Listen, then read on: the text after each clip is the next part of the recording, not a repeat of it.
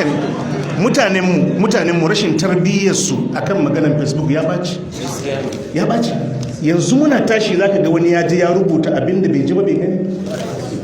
Kwanan bayan anan kafin na yi tafiya zazzabi ne yake damuna na kwana biyu yana damuna, amma abinda zai baka mamaki fa a ranar ma fa na yi tafsiri ko na ce a taya ni addu'a bani jin daɗin jikina, iya wannan lafazi na faɗa, a taya ni addu'a bani jin daɗin jikina, duk tun iya abinda na faɗa ke. Kuma wallahi cikin yardan Allah bayan addu'an bayin Allah cikin dare washe gari ma tafiya ne. Amma in kaga abinda mutane suka rubuta a Facebook, ina Madina sai da na matso har iyalai na sai da suka kira ni suka ce mun yi rubutu, abinda ake yadawa yana daga musu hankali. Ina Kano muna zaune a kan wani ya rubuta wai ya je magani na ba na iya gane mutane, nace wai ba na gane mutane, nace bakin ka ya sari dutsen buli. Haka ne. To za ka samu ma bai zo wajen karatun ba. Wani kuma ya saka wai gani nan a Ingila na je jinya, wallahi hadda hoto na ya saka. Sai na shiga na yi comment na ce mishi tun da nake a duniya ban taba zuwa Ingila ba kuma ni lafiya na kana. To da ya ga rubutun nawa sai ya cire, kuma almajiri ne.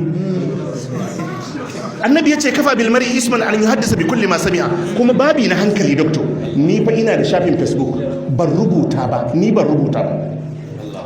Ina da shafi na WhatsApp. Malam Sagir kawai yana lura da shafuffuka peji sun kai kusan 5 ko kofi. Baka ga na rubuta ba, baka ga su baban zara sun rubuta ba, su Malam Ibrahim duk wani makusanci na, kai kafi ni iya rubutu a Facebook ne. To don me yasa abinda ban rubuta ba kai zaka je ka rubuta mini? Rashin tarbiyya ne. Facebook din nan kana gani na Facebook ina rubutu, amma ka duba shafi na ni baka ga na rubuta ba. Wani fa haka zai rubuta inna lillahi wa inna ilaihi raji'un. Jama'a a saka babban malamin mu a cikin addu'a. Ga halin da yake ciki.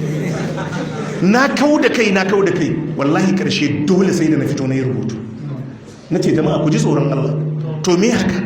To yanzu wannan din gashi da aka gani ko to ka je ka gani an jima. Yadda ka san jaraba wani sai ya je yayi ta rubuta abin da bai sani ba. To me yasa wai kuke yin haka? Me yasa kuke yin haka? Kawai don kawai kana so ka yi asaran datanka.